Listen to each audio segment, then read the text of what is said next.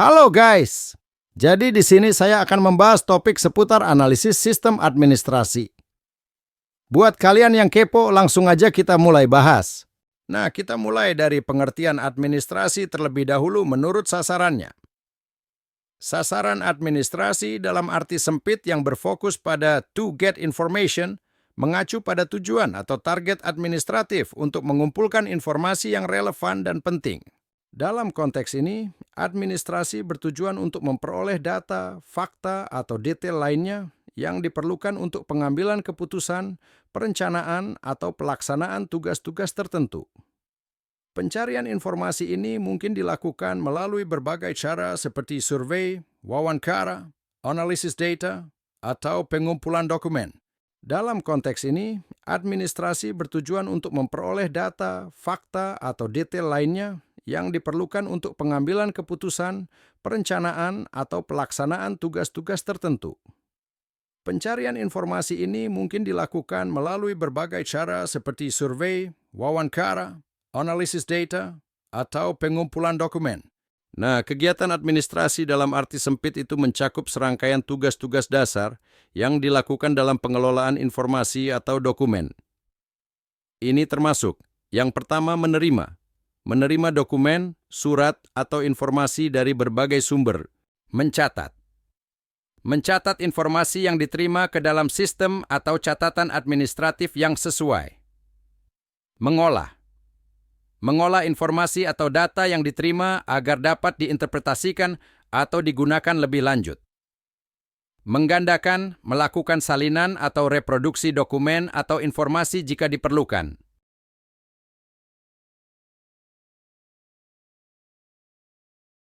Sasaran administrasi dalam arti luas yang berfokus pada efisiensi adalah upaya untuk mencapai tingkat efisiensi yang optimal dalam pelaksanaan tugas-tugas administratif. Efisiensi mengacu pada kemampuan untuk mencapai hasil yang maksimal dengan menggunakan sumber daya yang tersedia secara efektif. Dalam konteks administrasi, ini berarti melakukan tugas-tugas dengan cara yang paling efisien mungkin, mengurangi pemborosan waktu, energi, dan sumber daya lainnya. Sasaran ini mendorong pengembangan proses yang lebih efisien, penggunaan teknologi yang tepat, pemetaan ulang tugas-tugas, dan peningkatan metode kerja. Kegiatan administrasi dalam arti luas adalah efisiensi dalam pelaksanaan kedelapan unsurnya, sehingga terlaksana sistem administrasi yang efektif dan efisien. Lanjut ke slide berikutnya.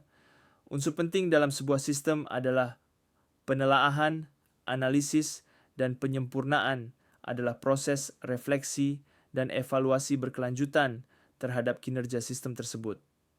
Berikut adalah penjelasan singkat mengenai masing-masing unsur. Penelaahan. Penelaahan mencakup aktivitas pengamatan dan penelitian terhadap berbagai aspek sistem, baik dari segi proses, input-output, maupun kinerja keseluruhan. Tujuan penelaahan adalah untuk memahami bagaimana sistem bekerja, mengidentifikasi area-area yang memerlukan perhatian, dan mendapatkan pemahaman yang lebih dalam tentang kekuatan dan kelemahan sistem. Analisis. Analisis melibatkan pemecahan dan pemeriksaan terhadap data dan informasi yang dikumpulkan selama proses penelaahan. Ini mencakup penggunaan alat dan metode analitis untuk mengidentifikasi pola, tren, penyebab akar masalah, dan peluang perbaikan dalam sistem. Analisis yang cermat membantu dalam merumuskan rekomendasi yang tepat untuk meningkatkan kinerja sistem. Penyempurnaan. Penyempurnaan melibatkan implementasi perubahan atau perbaikan yang diusulkan berdasarkan hasil penelaahan dan analisis. Ini dapat mencakup pembaruan prosedur, perbaikan teknologi, restrukturisasi organisasi, atau perubahan kebijakan yang bertujuan untuk meningkatkan efisiensi, produktivitas, atau kualitas layanan sistem. Unsur penting dalam pekerjaan yang melibatkan mengontrol dan mengkoordinir adalah kemampuan untuk memantau dan mengarahkan aktivitas serta sumber daya agar sesuai dengan rencana dan tujuan yang telah ditetapkan.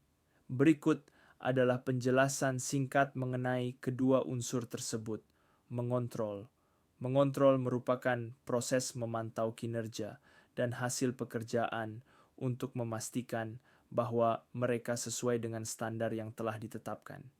Ini melibatkan pemantauan terhadap progres, pembandingan dengan target yang telah ditetapkan, dan pengidentifikasian penyimpangan atau perbedaan yang memerlukan tindakan korektif.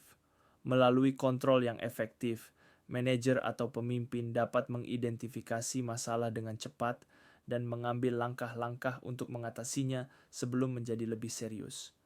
Mengkoordinir melibatkan pengaturan dan harmonisasi aktivitas, sumber daya, dan orang-orang dalam suatu organisasi atau tim. Ini mencakup pengelolaan interaksi antara berbagai bagian atau individu, penjadwalan kegiatan, alokasi sumber daya, dan komunikasi yang efektif untuk mencapai tujuan bersama secara efisien. Lalu mengapa kita perlu menggunakan analisis sistem dan prosedur? Menggunakan analisis sistem dan prosedur penting karena untuk memecahkan permasalahan. Analisis sistem dan prosedur membantu dalam mengidentifikasi permasalahan yang ada dalam sebuah sistem atau proses.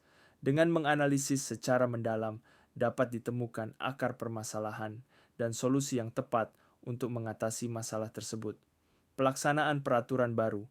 Ketika ada peraturan baru yang harus diterapkan, analisis sistem dan prosedur membantu dalam memahami bagaimana peraturan tersebut akan memengaruhi operasi yang ada. Dengan demikian dapat disesuaikan prosedur yang ada agar sesuai dengan peraturan baru tersebut. Implementasi ide atau teknologi baru. Ketika ada ide atau teknologi baru yang ingin diterapkan dalam suatu organisasi, analisis sistem dan prosedur membantu dalam mengevaluasi dampaknya terhadap proses yang ada. Ini membantu dalam merancang dan mengimplementasikan perubahan dengan lebih efisien. Perbaikan-perbaikan sistem secara luas dengan sasaran. Pengurangan biaya pelayanan yang lebih baik kepada pelanggan, laporan yang lebih cepat. Analisis sistem dan prosedur membantu dalam mengidentifikasi area-area di mana perbaikan diperlukan untuk mencapai tujuan-tujuan tertentu seperti pengurangan biaya, peningkatan pelayanan pelanggan, atau penyampaian laporan yang lebih cepat. Dengan memahami proses secara mendalam, perbaikan dapat dilakukan dengan lebih tepat dan efisien, menghasilkan hasil yang diinginkan dengan lebih efektif.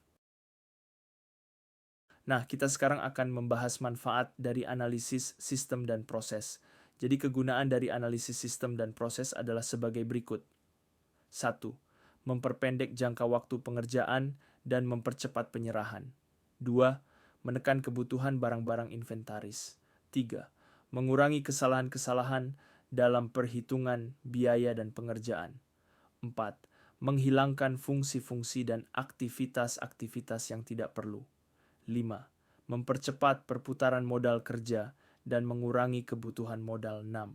Memperbesar fleksibilitas kerja dan mempercepat pelaksanaan keputusan-keputusan pimpinan.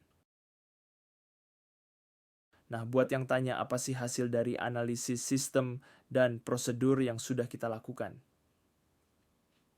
Hasil analisis sistem dan prosedur yang berupa prosedur baku yang seragam. Analisis sistem dan prosedur dapat menghasilkan prosedur baku yang seragam untuk menjalankan berbagai aktivitas dalam organisasi. Dengan prosedur yang jelas dan konsisten, dapat memastikan bahwa setiap orang dalam organisasi memahami tugas mereka dengan baik dan menjalankannya secara efisien. Biaya rutin akan dapat dikurangi dengan mengidentifikasi dan menghilangkan kegiatan yang tidak perlu atau tidak efisien. Melalui analisis sistem dan prosedur, organisasi dapat mengurangi biaya rutin yang terkait dengan operasi mereka. Ini bisa termasuk penghematan dalam penggunaan sumber daya, tenaga kerja, atau pengurangan dalam pemborosan waktu. Latihan pegawai lebih terarah dan lebih sederhana. Dengan prosedur yang jelas dan terdokumentasi dengan baik, latihan pegawai menjadi lebih terarah dan sederhana. Pegawai dapat dengan cepat memahami tugas mereka dan cara melaksanakannya dengan benar. yang pada gilirannya meningkatkan produktivitas dan kualitas pekerjaan. Penyempurnaan pelaksanaan kegiatan dapat terus-menerus dilakukan. Analisis sistem dan prosedur memungkinkan organisasi untuk terus-menerus melakukan penyempurnaan dan penyesuaian terhadap proses operasional mereka. Dengan memantau kinerja dan mengidentifikasi area untuk peningkatan, organisasi dapat memastikan bahwa mereka tetap relevan dan responsif terhadap perubahan lingkungan serta kebutuhan internal. Analisis sistem dan prosedur mencakup beberapa aspek yang penting untuk meningkatkan efisiensi dan efektivitas operasional organisasi. Cakupan analisis tersebut meliputi analisis gerakan, melibatkan evaluasi terhadap gerakan fisik atau aktivitas yang dilakukan oleh individu dalam menjalankan tugas mereka. Tujuan analisis ini adalah untuk mengidentifikasi gerakan yang tidak perlu atau tidak efisien sehingga dapat diperbaiki atau dihilangkan. Analisis waktu melibatkan pengukuran dan evaluasi waktu yang diperlukan untuk menyelesaikan suatu tugas atau aktivitas tertentu. Analisis ini membantu dalam mengidentifikasi waktu yang terbuang atau potensi peningkatan produktivitas dengan mengurangi waktu siklus atau mempercepat proses. Analisis formulir yang digunakan melibatkan pemeriksaan terhadap formulir atau dokumen yang digunakan dalam proses kerja. Tujuannya adalah untuk mengevaluasi kebutuhan formulir, kemudahan pengisian, kelengkapan informasi yang diperlukan, dan keefektifan dalam memfasilitasi aliran kerja. Analisis penggunaan mesin melibatkan evaluasi terhadap penggunaan peralatan atau mesin dalam proses produksi atau operasional. Tujuannya adalah untuk memastikan bahwa mesin digunakan secara optimal, meminimalkan waktu henti, dan mengidentifikasi kebutuhan perawatan atau upgrade. Analisis tata kerja melibatkan evaluasi terhadap urutan dan interaksi antara tugas atau aktivitas dalam proses kerja. Analisis ini membantu dalam mengidentifikasi potensi penyederhanaan, pengurangan tumpang tindih, atau peningkatan kelancaran aliran kerja. Analisis tata ruang kantor melibatkan evaluasi terhadap layout atau tata letak kantor dan peralatan.